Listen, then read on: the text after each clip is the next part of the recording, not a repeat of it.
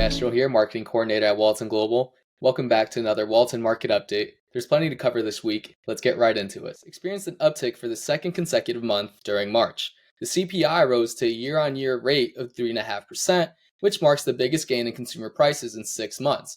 And the core CPI, which excludes volatile items such as food and energy, remained virtually unchanged from February, near a 3-year low of 3.8%.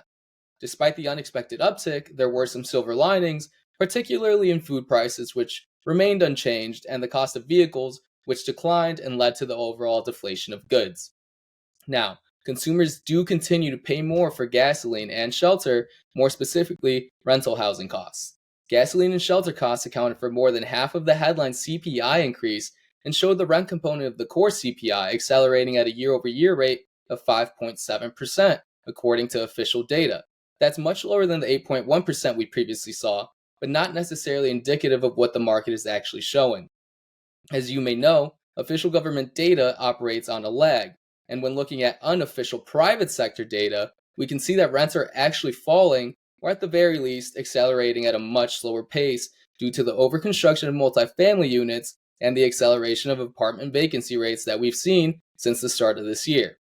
It is therefore possible to get into the Fed's inflation goal of 2% by year's end or in 2025, even with the delays we may see in official government rental data.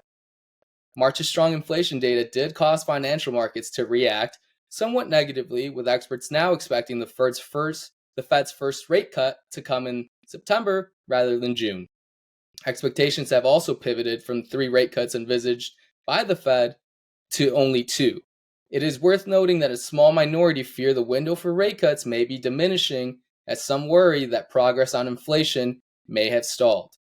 The Fed has kept the overnight benchmark interest rate at a range of 5.25% to 5.5% since July, and it is likely that it will remain unchanged after their May 1st meeting. Thank you for joining us. This has been a Walton Market Update. I'm Raul Castro. We'll see you next time.